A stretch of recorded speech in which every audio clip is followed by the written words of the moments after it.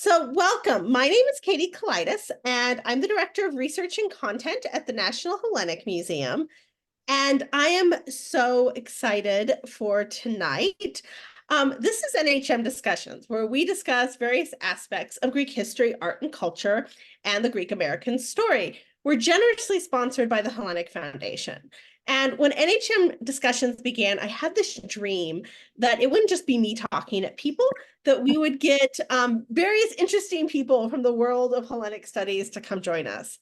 But I never dreamed that Carolyn Alexander would come. So I am very excited tonight. This is one of the people who really inspired me to become a classicist in the first place. So I'm very, very excited you're here today, Dr. Alexander. For those of you who are a little less nerdy than me, Carolyn Alexander is a New York Times selling best author, a filmmaker, and a really prominent public classicist, right? In terms of the way that people who know people who work in ancient Greek and Roman literature. Between 1982 and 1995, she established the Department of Classics at the University of Malawi. And from there, Dr. Alexander turned her attention to writing for a non-specialist audience. This is when she became a New York Times bestselling author. She is also, in 2015, she became the first woman to translate the Iliad into English. And in some ways, I would say inaugurated our era of English translations of Homer by women. So a forerunner.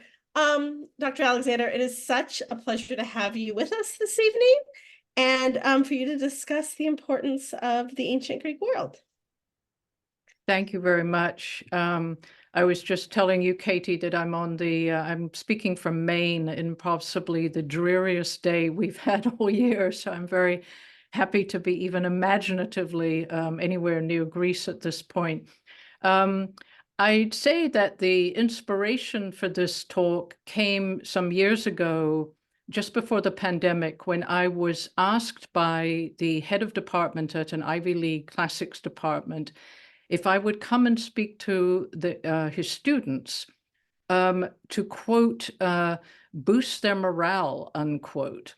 And I wasn't quite sure what this meant, but I went and met with these young classicists who had entered their studies with great high enthusiasm, and somewhere along the way had just become dispirited about what they could do with their degree. It was professional academic positions were not guaranteed, and becoming, as departments came under more and more threat, these young students becoming more and more worried. So evidently I had been wheeled in to try and show practical ways, not just give a kind of pep talk, but in practical ways how I believed classics had helped me. Since I have a profession that is, I'm a product of academia, if you will, but I'm not in academia, and everything I have done has been mostly outside of academia. So I can speak to this experience in the great wider world outside of, if you will, the ivory towers. So I do this with great enthusiasm because I know that it has been classics that has both contributed to my ability as a writer, as a researcher, and ultimately even as a novice filmmaker. I wanted to be a writer as long as I can remember. I can say I wanted to be a writer as early as age 6. And I was a voracious reader. And as I grew up, I found that I was sort of circling classical subjects. And these would be authors, Latin and Greek authors translated into English. I had absolutely no access to ancient languages at that time, and was just very happy to get to know the authors in English translations. So I was sort of curious about that, and it seemed to me a great number of authors I admired had had a classical background. I had, if you will, old-fashioned reading taste.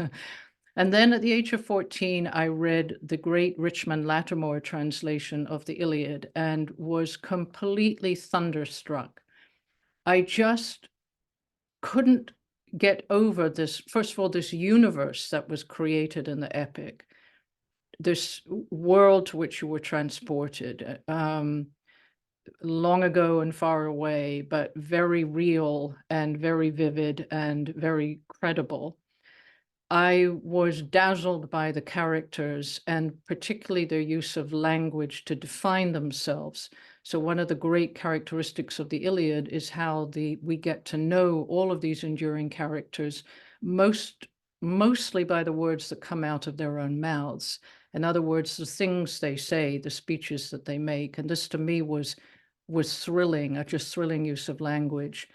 And I loved these kind of cosmic similes drawn from nature that stud the Iliad and that sort of flare up, all of them closely, very believable scenes that we today respond to because we today have seen such things.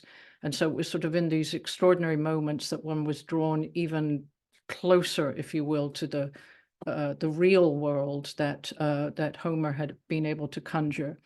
But in any case, at that point, I decided I had to learn Greek because I had to read the Iliad in the original language. And so I graduated early from my, how shall I say, my experimental high school, which was going through a phase of allowing students to sort of navigate to anything they wanted to study and not much else. And so it was very easy to extricate myself from that, and took my senior year at Florida State University, where there was an excellent small classics department. And that was how I embarked on my my beginning career, if you will, as a classicist. The things that I valued and which I didn't understand at the time, I went in filled with enthusiasm for the Iliad, but my lingering dream of being a writer, of course, was still there. The inconvenient fact about wanting to be a writer at an early age is that you have to wait a great number of years until you actually have something worth saying, worth writing about. It isn't all about just, clever use of language or so forth. You actually have to come up with ideas or themes that are worth disseminating to the world. And so during this uncomfortable period of apprenticeship, if you will, I came to believe that the best apprenticeship for learning to be a writer was studying Latin and Greek. First of all, one's immersed in two very distinct and very enduring languages. They have very different characteristics. One has to translate almost daily, right from the beginning of learning, whether it's simple sentences or then going on into translating actual passages and works from ancient authors. But the whole time you're translating, you're rendering into the best English possible. The nuance, the best translations capture best the words in the other language. And with languages as different as Latin and Greek, that means you're stretched a bit in terms of working through building your own vocabulary, but also trying to discern the best meaning within its context. And this is just an excellent exercise to be doing day after day after day through the whole period of, being in a collegiate program. There's also, I believe, a great advantage in what I'm going to call, this is my own private term, but Greek and Latin are to me almost shadow languages. And what I mean by that is the way these languages, ancient languages, are taught, possibly unfortunately, in at least our American tradition, is that they exist mostly on paper.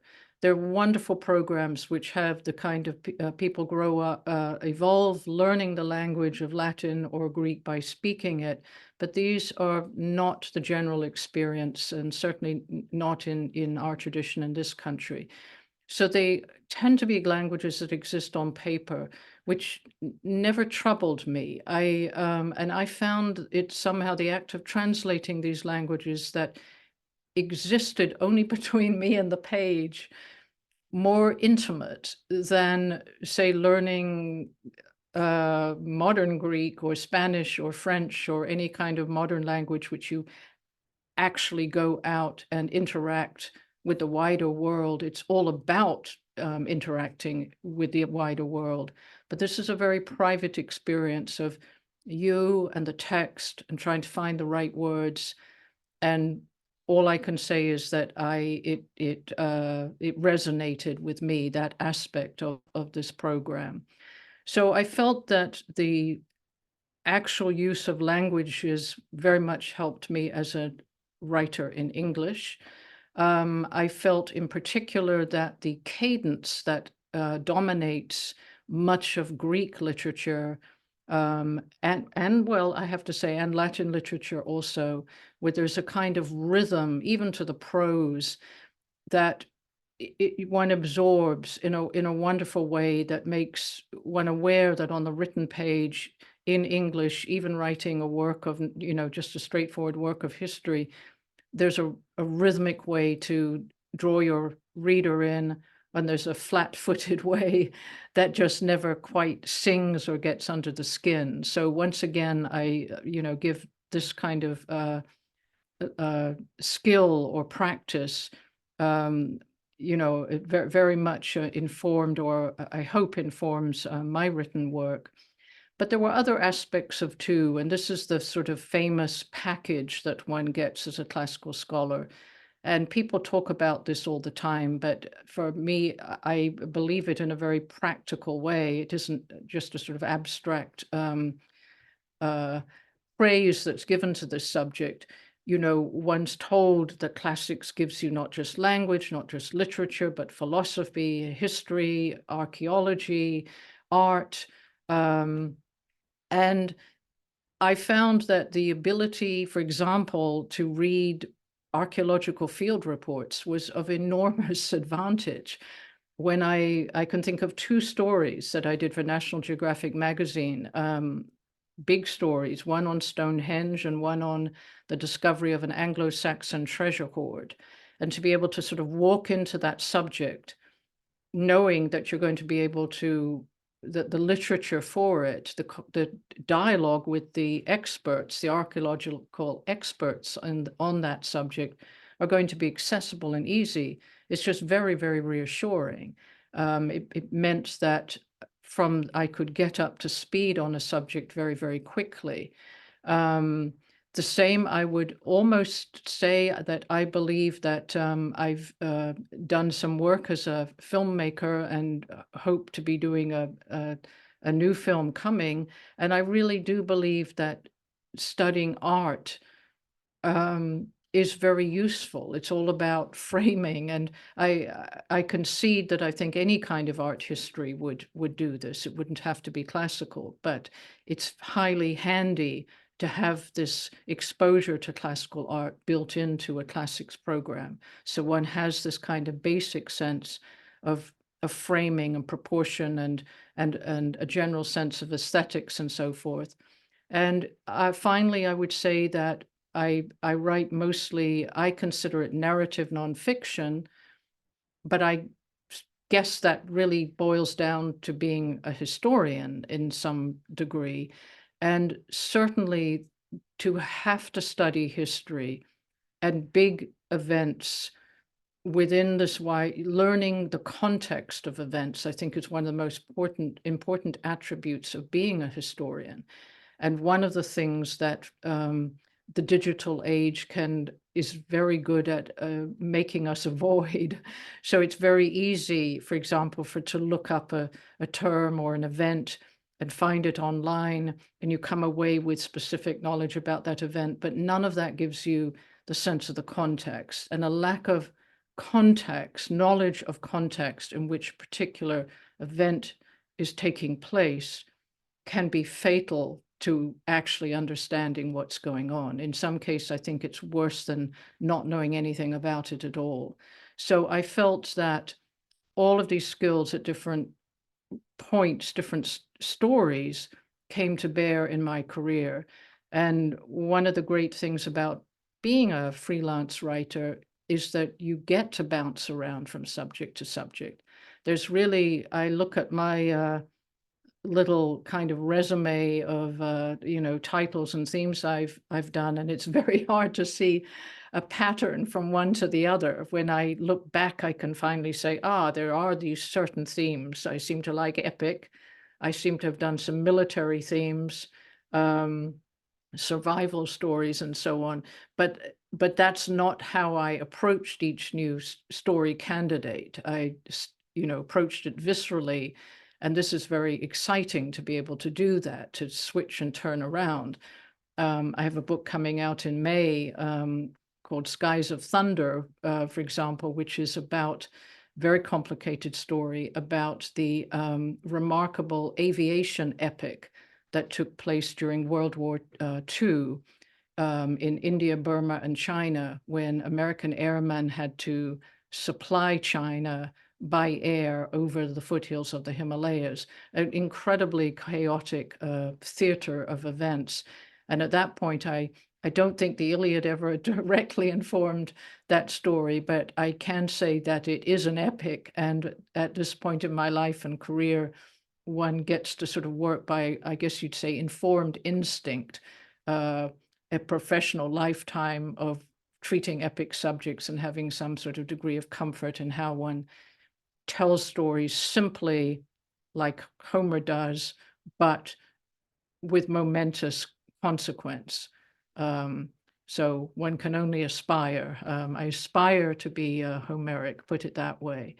I was amused, just one final sort of unexpected point of classical import was I did a story some time back on traumatic brain injury in the military, this dreadful exposure to blast force for National Geographic magazine. That story that we did was possibly one of the earliest ones examining this terrible phenomena. But as I began the work of interviewing all the various neurologists who were working on this, two of them told me just straight face, I don't even think they knew about my classics background, that the first head injuries recorded in Western literature are in the Iliad. And I think there's 31 head injuries that are depicted in the various battle scenes. And I know one of the neurologists seemed almost offended that I didn't see the Iliad through this exact prism. But anyway, that was a curious crossing of paths.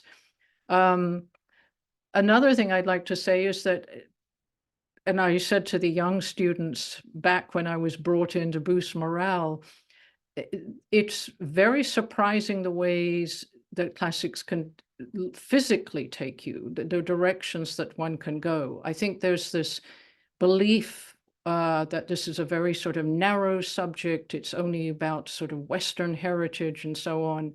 But I had a remarkable experience of being invited to establish a department of classics at the University of Malawi, which is in central southeastern Africa. So down, it's a landlocked country, just bordering with Zambia and Tanzania, a beautiful country called the Cinderella of Africa, because it's both very poor and very, very beautiful.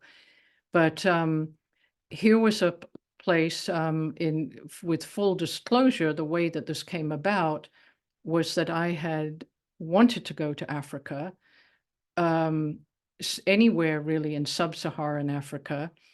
Hard to describe why at this point in time. It was just, it seemed so ancient and so primal and so beautiful, and all the variety of people and then the wildlife. And it was a very romantic view. And at any rate, I wanted to go. And I ended up writing to, I think, virtually every English-speaking educational institute in the continent. This was in days before computers, by the way. So every letter was, painfully typed out, offering my services, such as they were, and trying to imply that I was qualified to teach English as a foreign language, which I was not, but I believed that would be the skill that would be most welcomed. And so I was astonished to get a very enthusiastic response from the University of Malawi saying, would I come and start a department of classics? I was 26 years old at the time, and how could I not say anything but yes? And it was only when I arrived, I was struck by the fact that I seemed to have a very cool reception, particularly amongst the expatriate community, which is, say, the European community who were there. And they would make remarks as I passed in the corridors to the effect of, oh, so you're the person who's come to make this a real university. And I found out that what had happened was that the dictator for life of Malawi, Hastings Kamuzu Banda, was also the chancellor of the university. And it was his custom to give a speech at either commencement or graduation. And apparently on this occasion, he had got up and instead of congratulating the young students for the career that lay ahead of them and studies that lay ahead of them, had harangued the entire university community for an hour in the hot sun, saying, how can you call yourselves a real university when you don't have a department of classics? And days later, my little aerogram had wafted onto the desk of the vice chancellor of the university. And so they had sort of snatched at it. And that was how I had got the job. So I had not realized that I had a political appointment until I got there. But this was a wonderful experience and very much a testing ground. You know, we love to say things like classics is a universal, speaks to universal human truths and all of this kind of very high-flying claims. But, really, I wonder, do we really know that? We know that it has survived very robustly in Western universities. But here was an experience for me that showed me that everything that had been claimed about this as being a universal, a study of universal values was true. And my students showed that it was true, and my colleagues showed that it was true. And so I came back with a very much renewed faith in the subject and came back to get a doctorate at Columbia University.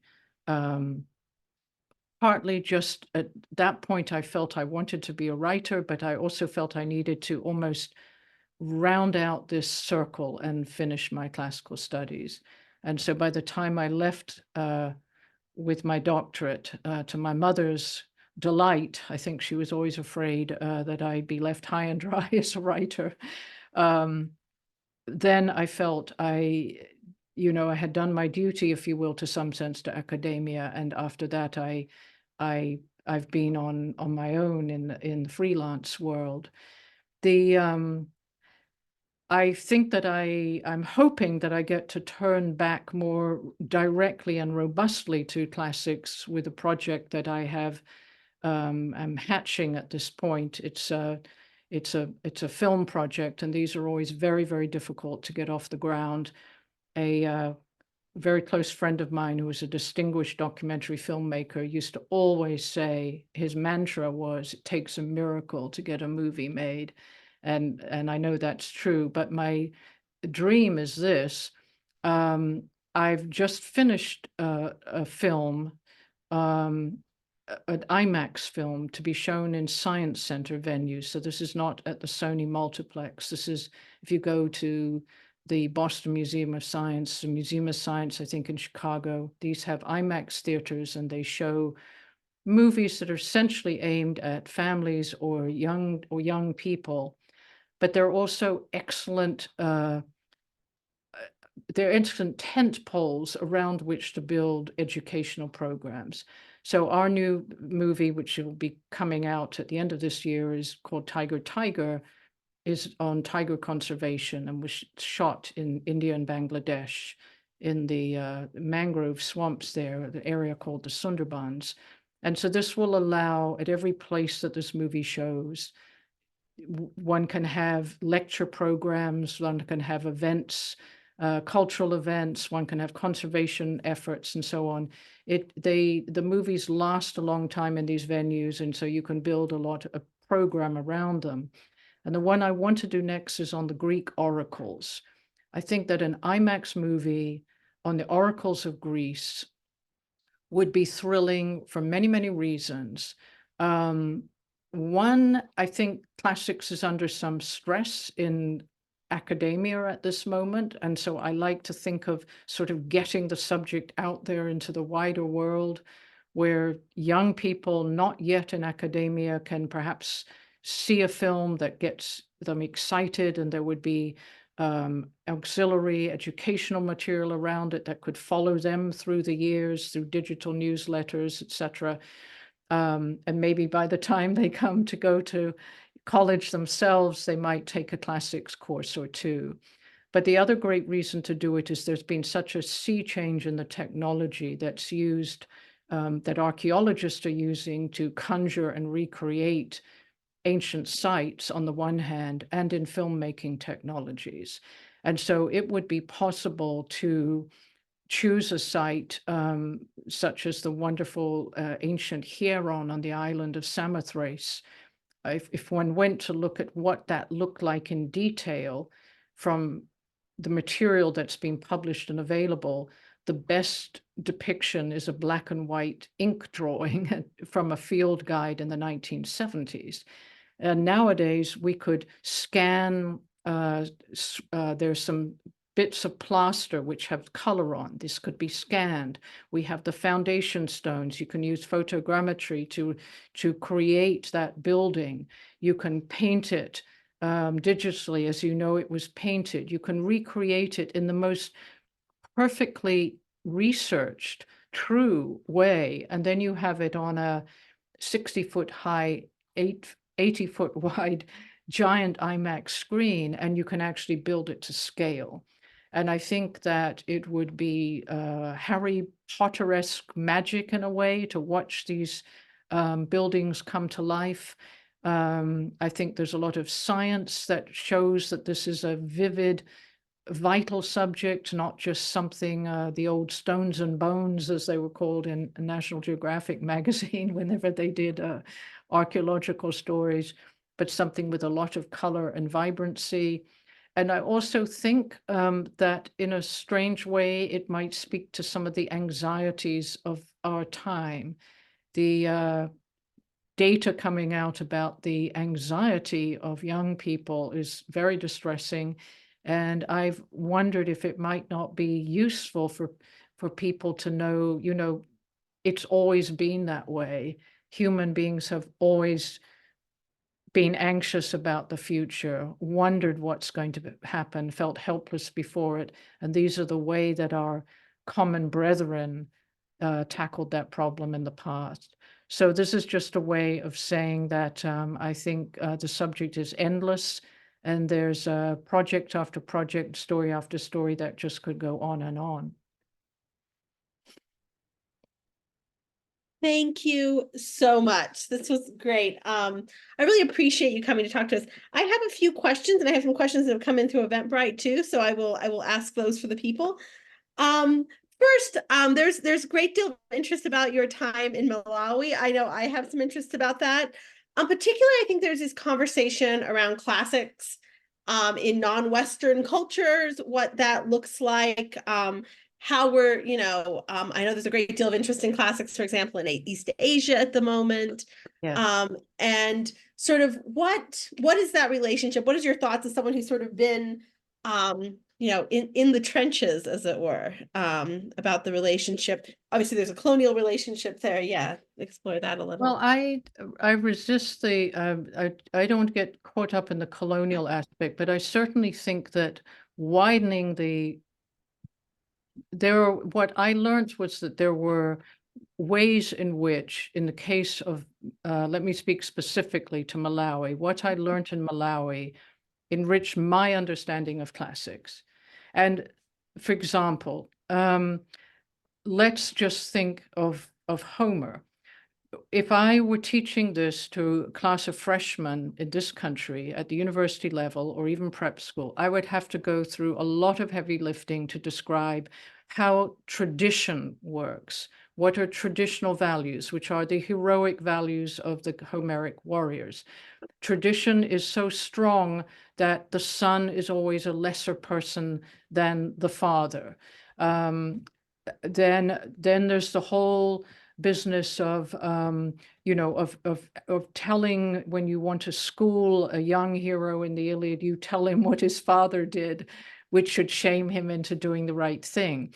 All right, these are very strange concepts, or not, perhaps not strange, it's not the right word. These are no longer visceral concepts by and large in our culture. They were very visceral in Malawi, instantly understood. And my students gave me examples of things that they would do in a group of elders, where they are expected to be deferential on the one, to whatever it is the elders say, right or wrong. The other thing was just, the whole thing, the whole complexity of oral tradition. My students had literally grown up, some of them, not necessarily in towns, but in villages with wattle and daub huts, and had then gone to primary school and then gone to a secondary school. They had enormous cultural flexibility. They knew village life, they knew urban life, and they knew Western academic life because now they had come to this university. But in their villages, they knew what oral tradition sounded like. And they actually persuade me, if I'm pressed on the whole Homeric question, I very much believe that I don't know if I do not necessarily picture Homer with a pen in his hand writing, but I do believe that in some form of composition, he had broken from the true oral tradition. There had been an oral tradition, and the Homer had then stepped out of it and used the material from the oral tradition to create or finesse or polish this great epic. And a great part of why I believe that is that my colleagues, in particular, a couple who were poets themselves, who were Malawian, would just shake their head and they said, the Iliad is not an oral poem. We know oral poems. The Iliad is not an oral poem. It has rounded characters, which are absolutely the hallmark of literary creations. And so they weren't advocating, necessarily that Homer was writing with a pen. We don't know if this was done by dictation. We don't know if it was even done orally. But the point is that in the mindset, this was no longer just repeating the tradition as it had been handed on. It was shaping it into something that had what we would call today literary values. And so I had that insight, which I've not had from any other place except from my colleagues. We turn to something like Medea. Magic is a very real component of life in sub-Saharan Africa. And I had a number of extraordinary examples of this. One was a friend of mine was in a motorcycle accident and was taken to the local hospital. And in the bed beside him was a man who had a broken leg, which he had broken when he was flying in his maize basket. A maize basket is the big basket that women use to carry corn on their head when they come and go from the marketplace. And he was flying in his magic maize basket over Palombi Plain. So I came back to my students and I said, I heard the most extraordinary story. This friend of mine's in a hospital, and the person in the bed next to him broke his leg flying when his maize basket flying over Palombi Plain crashed. And my students waited for the punchline. And I said, that couldn't have happened. And one of them said, no, Palombi Plain is very bad magic. It doesn't surprise him that the maize basket would crash there. So, and I had when some of my earliest writing was in other parts of Africa, and I had many, there were incidents there. But anyway, the point is, let's take Medea And let's try and explain this to a Western audience, bunch of young American kids, how this power of her magic works, what the dread of magic, the fear of magic, and so on. It's also abstract and theatrical. But my students conveyed to me viscerally how real this can be. There was an instructor at Malawi who was known for his own magic. And he had an affair. Let me get this straight. A man had another instructor had an affair with this man's wife. When a piece of clothing went missing from the clothesline of the house in which the man who'd had the affair lived, the man gave up his job and left the country because he knew that the man with magic had taken that piece of clothing and was going to enact some kind of revenge. So these are very real issues. And we all know that magic was a very strong theme in the ancient world, and in Greek world in particular. There are hundreds, thousands of cursed tablets. There are thousands of, it's not like everybody was Plato. And these subjects have been kind of shoved to the side, and they get a little more attention today, but there's a richness here. The African world that my students came from more resembles the ancient world that we purport to study. And so I think with no diminution or watering down of classics, if we opened it up to these other voices and professors, we would only be getting a better understanding of this subject we all care about. Absolutely. That's a brilliant answer. Also, I'd be remiss if I didn't mention that next month, we're going to have an NHM discussions about Greek folk magic from the ancient world to the present, and talk about the ways in which folk magic survives in Greek and Greek American communities. I grew up in houses where people were worried about curses and the mati and all of that. So we're going to discuss it. It's a great subject. Good. Yeah. No, I think it's a really, I actually, I think it's interesting that you brought that up. I think that's a really, we sort of think we inherit this sort of 18th century Enlightenment view of the classics, right, in many ways in the West. And the sort of magical, mystical element of the ancient world gets, I think a lot of modern Western audiences are a little embarrassed of it, and so they shove it in the corner. And then but there was so much of it. It's not something you can excise and put away. I had an experience some years ago. I was asked, the American Classical Association has their annual convention, this sort of academic convention. And on this year, which I cannot remember when it was, they had a section on classics in Africa. I'm not sure how that came to be, but I was asked to be the moderator. And it was a little bit of a disappointment. It was a great idea, but the largest component that came over were white lady South African almost elementary school teachers who was teaching very basic Latin. And one after another, and there was sort of one Black African. And so he listened, we all listened to these women sort of give this kind of disclaimer of how, they taught Latin and it was well received and so on. But of course, you couldn't really teach classics in Africa because it was a largely rural population. And so, and it was sort of like this embarrassed kind of, it really wouldn't work there. And I kept thinking, why have you come over if that's what you believe? But anyway, the one African gentleman sort of stood up and scratched his head, and he said, but the whole of the ancient world, 90% of it was rural. What do you, that's a very important point. We go and look at the great relics in the great city centers and cult centers, whether they're in Greece or in Rome. And these are the things that are visible and tangible and thrilling, and absolutely are the lifeblood of the culture we're studying. But that is not how the majority of the people live. And if you want to have any insight into the context and when these great enduring stone marble, features emerge, you have to broaden the prism. And maybe we're not the right people to do that. No, that's a very good point. We have two questions about your forthcoming projects. One is someone asked you to restate the name of your book that's coming out in May. And then I presume so they can write it down.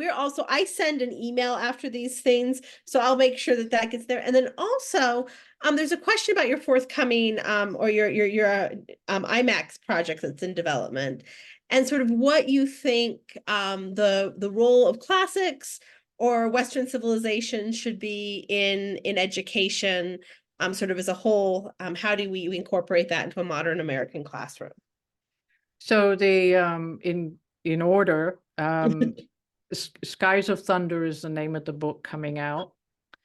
The question about the film was what So you more about it, or yeah. So how do you think, the work of the film, how is that related to any ideas you have about what the role of classics or the classic Western civilization should be in a school curriculum, say in Chicago in 2025? Well, I think that what I would like to think is that the great thing about these IMAX Science Center projects is that they stick around in any given venue for some 4 to 6 months sometimes. They're around a long time.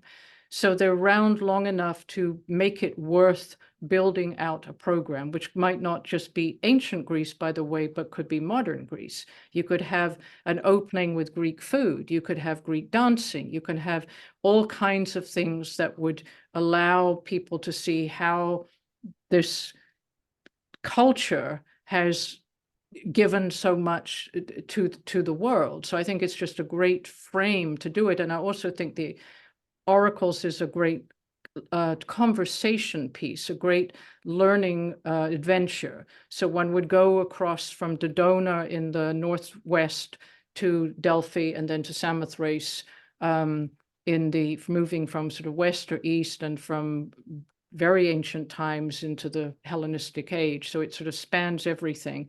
And along the way, you're seeing the Greek landscape, not just the beaches and not just the whitewashed buildings of Mykonos, but the landscape in which some of these other less known sites are embedded. And I think it's just good conversation topic about how do oracles work? What do humans? It's a very Greek humanistic kind of feature, this bringing your worries to the lap of an oracle to get divine guidance and walk away with it enriched in some way with some sense of direction. And I'm not trying to convert young children into going to oracles, but I do think it's healthy and helpful to know that these are an enduring part of humanity. None of us know what lies ahead. It's always been like that. And it's a way, these are the kinds of things that the Greek classics are very good at addressing. So I think it's a good conversational touchstone. In terms of where does classics fit in the modern age, I would say, the skills, that's a question coming at me who's made my whole career in the modern age and has done all kinds of subjects that have ostensibly nothing to do with classics, and which I'm paying tribute to how classics has helped me do that. So I think there's again, a kind of wonderful, if we can move away from this being about the Western world and simply say, these are a set of skills that have come down from a remarkable culture that acknowledges a remarkable culture by other cultures all around the world. In other words, in China, in Africa, nobody just dismisses ancient Greece and Rome. They're interested in it. And so we're saying these were interesting cultures that have, as it happens, given the world much, the way the modern world is, wherever you are in the modern world. But more to the point, it's these attempts, particularly in the Greek in the Greek subjects, of sort of being there at the beginning as man tries to figure out what is history, what is the past, how do we record the past, what is man, how do we depict man? I mean, it's just so rich. And if we can kick out or kick, not just maybe kick, that's the wrong word, kick out the whole kind of Western civilization preoccupation and just take it as a subject to something long ago and far away that we're all inheriting now. I mean, I grew up, I have English parents, but I spent much of my youth in Tallahassee, Florida. I have no direct DNA with anybody in the ancient world. You know, I'm as far removed from it as somebody who's growing up in Malawi in that sense. I have no kind of genetic, jump ahead of anybody else on it. But there are interesting, there's a very vital and interesting classical association in Ghana, for instance, which has held excellent classical colloquia, which I've never been able to attend, but I look at the subjects that they offer. And these aren't token gestures. These are people who are bringing to the Western tradition, the rather blinkered at times Western academic tradition, new lifeblood that directly informs, is directly related to the wider context of this wonderful subject. And I had another, I'll just share this extraordinary event I had.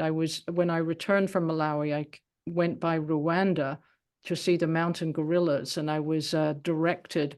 There was I was with a couple of friends, and we were directed by really a young street hustler whose self-imposed job was to look for tourists, of which there weren't many in those days, and then sort of see how he could, help or get involved. And he did a great job of finding us transportation and getting us there. And then at the end of this, we were talking, I was walking with him down the street of Kigali as dusk descended.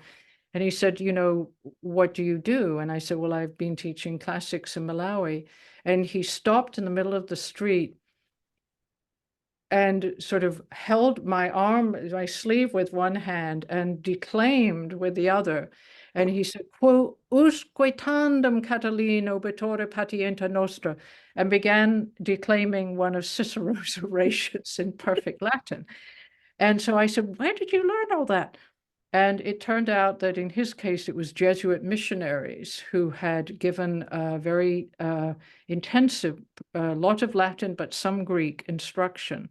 But what's impressive is not that some missionary did the instruction, but that this young man loved it enough to remember it and to declaim it and to be excited about it. So I think I beware of what I call elite patronization, which I encountered in Malawi from the expatriate group mostly, who said to me more occasions than I care to recall, you don't really think that they're going to be able to understand a subject.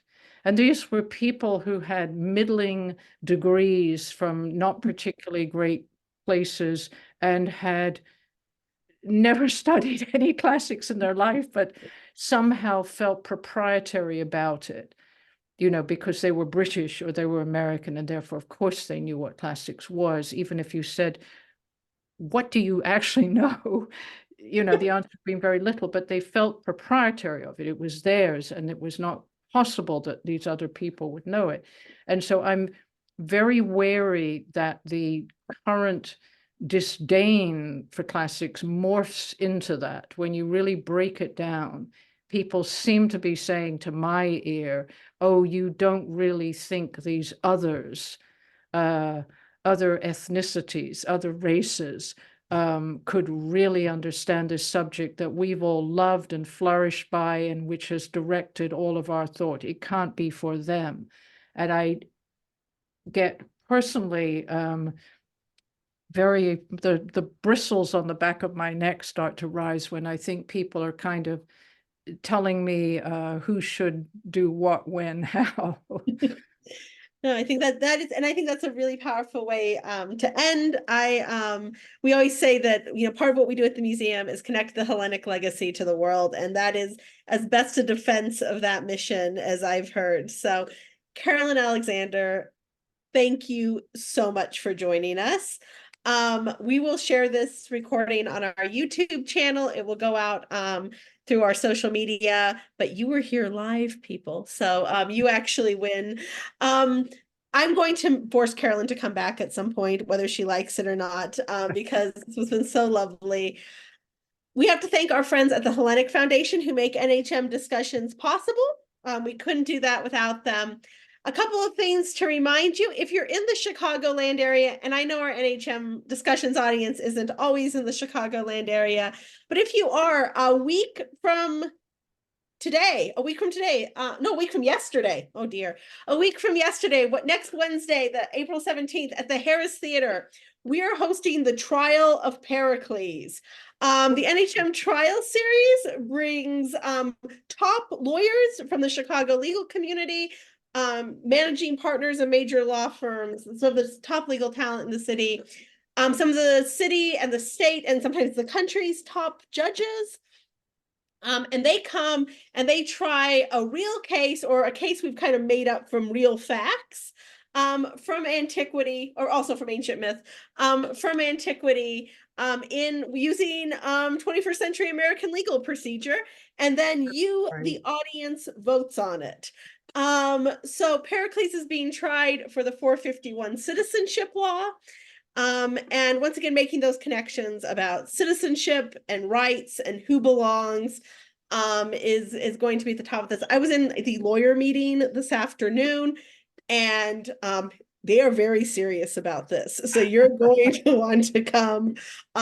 These are people who litigate, you know, multi-million-dollar personal injury cases, and they were very stressed out about Pericles. You know, they're going to have access to the actor playing Pericles, if the counsel will be present when they do this pre-interview. So they're very serious, and we would love to have you.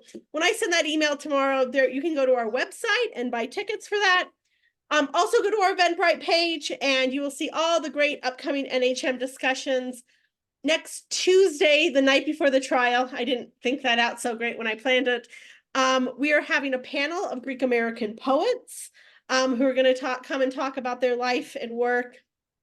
And the week after that is the origins of Homer's poetry. So you've heard Homer praised tonight. Once again, you'll have links to this. You can go to our website and see everything that's going on at the National Hellenic Museum. And finally, the powers that be have always asked me, we are a 501c3 nonprofit. Like PBS, we rely on viewers like you. I know it's cliche to say no amount is too small, but the reality is no amount is too small. And when you say that you gave that amount because you came to NHM discussions, you give me ammunition to go into my bosses and keep NHM discussions going. So I really appreciate that as well. We'll have a link. You can also become a member of the museum, which is a great way to become part of the NHM family. Once again, Dr. Alexander, thank you so, so much. And I will see all of you at another NHM Discussions. Have a lovely, lovely evening. Thank you.